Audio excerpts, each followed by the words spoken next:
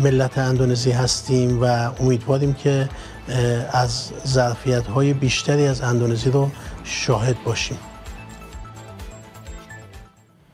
Sebagai negara sahabat, apa yang Iran harapkan pada Indonesia? Sikap seperti apa yang harus diberikan, ditunjukkan oleh Indonesia?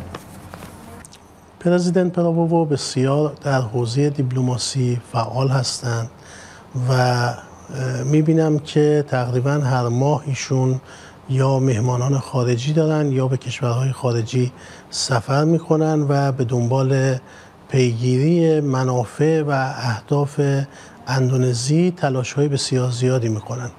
ایران به عنوان کشوری دارای پتانسیل‌های بالا و به عنوان کشور دوست اندونزی آمادگی داره تا در شعارهای پرزیدنت پراوو در خصوص امنیت انرژی و امنیت غذایی کمک بکنه، چون ما هم در زمینه امنیت انرژی و هم در زمینه امنیت غذایی جزو کشورهای برتر منطقه هستیم.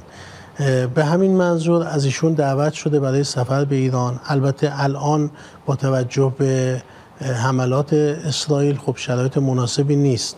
امیدواریم ایشون در شرایط بهتری که ایران در امنیت بیشتری باشه این دعوت رو قبول بکنه و به جمهوری اسلامی ایران سفری داشته باشه. این سفر در پاسخ به سفر سال 2023 رئیس جمهور فقید ایران، رئیس جمهور رئیسی به اندونزی به وقوع میپیوندد.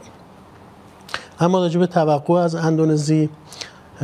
اندونزی از اولین ساعات جنگ با صدور بیانیه توسط وزارت خارجه و پیام‌های بسیار زیاد توسط نهادهای اجتماعی، سیاسی، دانشگاهی، مذهبی، سازمان‌های اسلامی بزرگ و ارسال تاج گل به سفارت من و ارسال پیام‌های دیگه حمایت خودشون رو از ایران اعلام کردند و این عمل غیرقانونی و جنایتکارانه رژیم صهیونیستی رو محکوم کردند.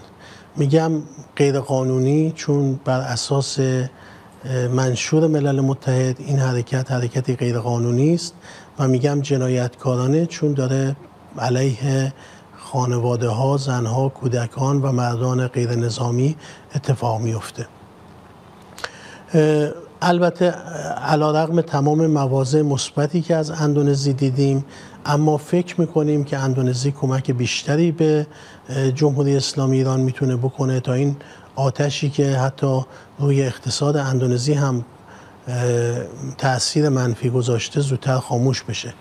اندونزی دارای پتانسیل‌های فراوانی در سازمان‌های بین‌المللی است، در سازمان ملل، در شورای امنیت، در آژانس بین‌المللی انرژی اتمی و شورای حکام، در سازمان کنفرانس اسلامی، سازمان همکاری اسلامی، در آسئان، دی8 و بسیاری دیگه از سازمان‌ها اندونزی دارای قدرت و نفوذ و میتونه با کمک کشورهای دیگه نسبت به فشار بر رژیم صهیونیستی و تلاش برای ابقا و بازگرداندن صلح و امنیت به منطقه خاورمیانه و جهان نقش بسیار بالایی رو بازی بکنه.